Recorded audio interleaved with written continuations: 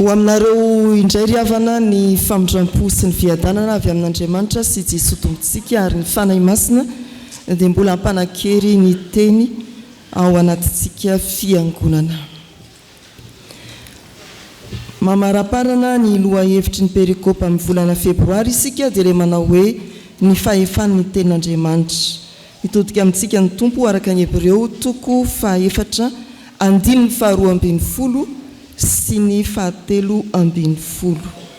Hebreo toko 4 ny andiny 12 sy ny 13.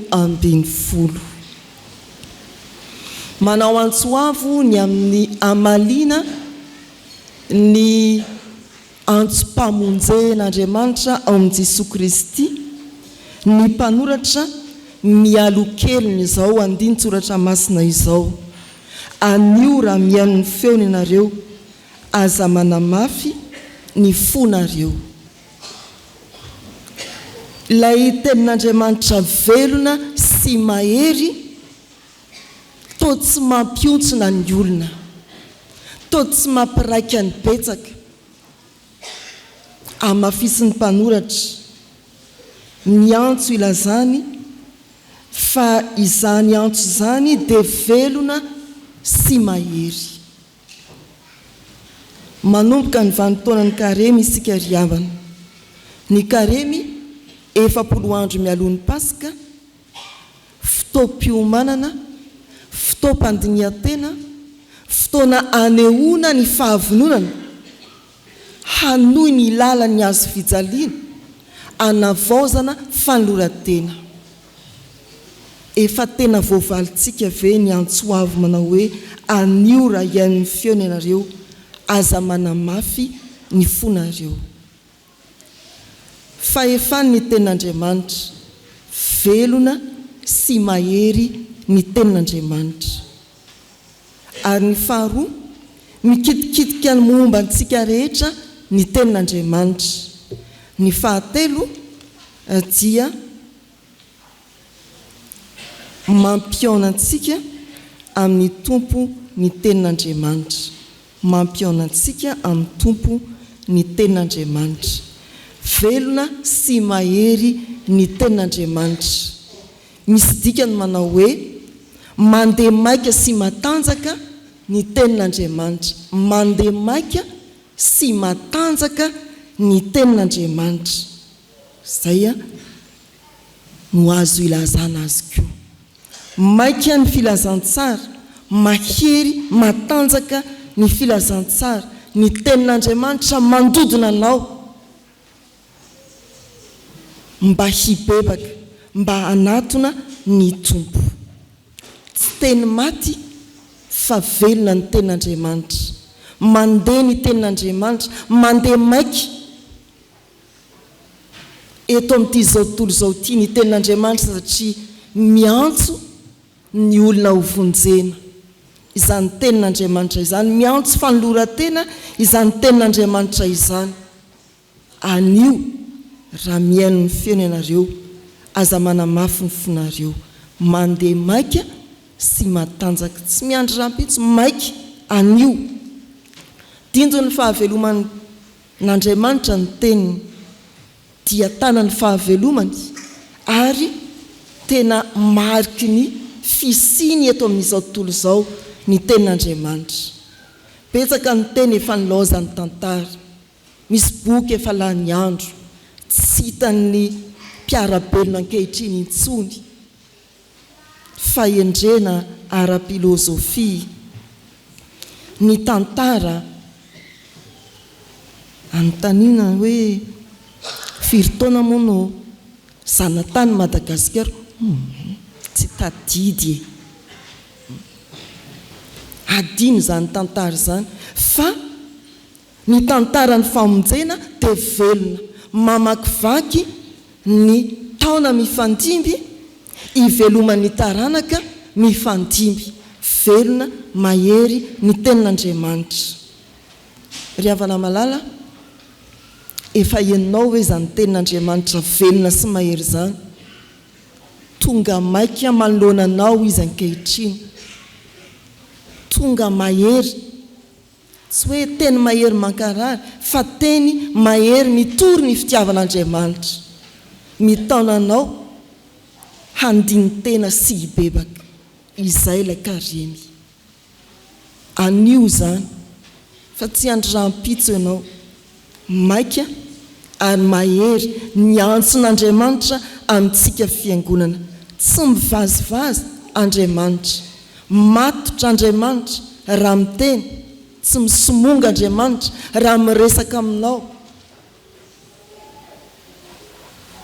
aza miandriandry velona sy mahery ny tenin'Andriamanitra aoka anana fahefana aminao ny antson'Andriamanitra anio ka anatony ianao hibebaka ianao dia andray famelan-keloka ianao ny faharoa mikitikitika ny mombanao rehetra ny tenin'Andriamanitra mikitikitika mombanao rehetra ny tenin'Andriamanitra zao ny voasoratra amin'ny anaran'i Jesosy maranitra nohony ny sabatra roa alely ka manindrona hatramin'ny fampisarana ny aina sy ny fanahy ny tonona sy ny tsoka mahay mamantatra ny eritreritra sy ny fisainany fo mikitikitika ny mombanao rehetra ny tenin'Andriamanitra ny sabatra riavana tamin'ny vanim-potoana nanoratana ny soratra masina indrindra ny atao amin'ny testameta vaovao dia manodidina ny atsasa-metatra eo ny refiny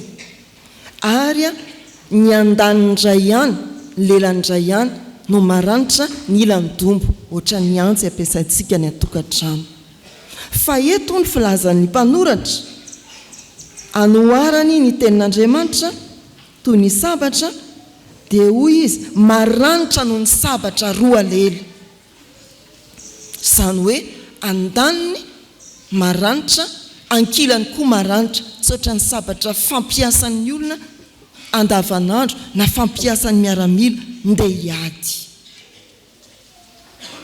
rehefa mandalo izy zany mamangy ny olona lay mandre dia mikitikitika ny andaniny sy ny ankilany tsy misy azo ialana aleo le lafiny tahak'izao ihany no jeren'ny tenin'Andriamanitra no averako vakiny ny tenin'Andriamanitra fa ny lafiny rehetra dia anana ny tenin'Andriamanitra anjara eo amin'ny fiainantsika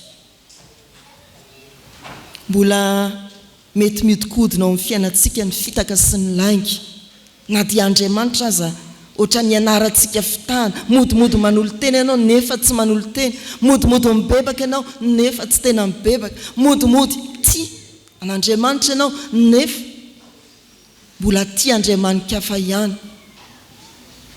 n'Andriamanitra aza dia heverintsika fa azo fitahana tsia mbola mitapisaka ny hoany ny fiatsaram-belatsia Andriamanitra aza dia heverintsika mbola azo hitsarana velatsia maika moa ny olombelona riavana malala rehefa mamaky ny tenin'Andriamanitra isika dia miomana ho foaziny ny saitsika foaziny tenin'Andriamanitra ny saitsika tia ny saitsika tsy ho tafandrimandry ny amin'izay zavatra tsy nentina ataontsika ny amin'izay mbola ho tamin'iraiky tapisaka eo amin'ny fiainantsika rehefa mamaky ny tenin'Andriamanitra isika dia miomana ho kitiany izany tenin'Andriamanitra izany ny sainao ny fonao ho tefeny ny mombanao rehetra mba hahatonga anao ho vaovao rehefa mamaky ny tenin'Andriamanitra isika fiangonana dia tsy fiteniny hoe ny teo ihany ny verina amin'ny fiainako tsisy fiovany ny fiainako teo ihany ny verina fa nylazain'ny tenin'Andriamanitra dia mazava efa lasa ny zavatra taloha izany ny tenin'Andriamanitra riavana rehefa avelanao hikitikitika ny mombanao rehetra izy dia tsisy hota hiverimberina fa ny sainao lazaina dia ny hoe efa lasa ny zavatra taloha tenin'Andriamanitra mitondra anao amin'ny fiavaozana ny tenin'Andriamanitra tenin'Andriamanitra mikitika anao hiavao ny tenin'Andriamanitra tenin'Andriamanitra mikitikitika ny mombanao hiverina amin'ny laony miaraka an'Andriamanitra ny tenin'Andriamanitra izay ny fahefan'ny tenin'Andriamanitra tsy maintsy olona sary kitikitika zany ny mpivavaka io ny tenin'Andriamanitra meteza hiasan'ny tenin'Andriamanitra. Lay sabatra hamonona ny adama ela, lay sabatra hamonona ny karaza-pahotana rehetra ny tenin'Andriamanitra. Ny fahatelo, ny tenin'Andriamanitra dia mampiona anao amin'Andriamanitra, mianjaanja ny mombanao eo anatrehan'ny tenin'Andriamanitra. Tsisy afaka hiala eo anatrehan'ny tenin'Andriamanitra izay norenesitsika isika. Hoy ny soratra masina, tsy hiverina foanany aminy ny teniny raha tsy efa nahavita izay nampanirahana azy. Ny mivavaka ry havana dia tsy mangataka amin'Andriamanitra ihany fa miaino ny tenin'Andriamanitra koa. Ary ao anatin'izany dia miteny aminao Andriamanitra ny amin'ny mandra-piaona, ny ambola hifankahita isika. Rehefa nandreteny ianao soratra masina ny vakiana, toriteny na fampianarana, dia tadidio fa Andriamanitra milaza aminao hoe mandra-piaona, mbola hifankahita amin'ny fiafaran'izao tontolo izao, ao amin'ny fitsarana isika. Ary tokony modimody amin'izany isika. Aizaky misy teny toriana dia Andriamanitra miteny amiko hoe mandra-piaona ô, any amin'ny fitsarana. Aizaky misy teny toriana dia Andriamanitra miteny amiko hoe hifankahita aminao amin'izany teny izany aho. Tsy misy zany isika tonga teo amin'ny fanompoam-pivavahana ka hiteny hoe hirava samy marina na hisaraka tsisy maratra amin'Andriamanitra. Tsy aho. Iombona amin'Andriamanitra aho, hiaona amin'Andriamanitra ny amin'ny teny izay nampandrenesiny aho. Misy fahefanany teniny mampitodika amin'Andriamanitra lay mbola hitsara. Misy fahefanany teniny mampiraikitra ny foko amin'Andriamanitra lay mbola hitsara. Ry havana malala, mandeha maika eo am-pototsofintsika ary mamakivaky ny aty fiainantsika manontolo Andriamanitra, manao mandra-piaona amintsika amin'ny alalan'ny teniny.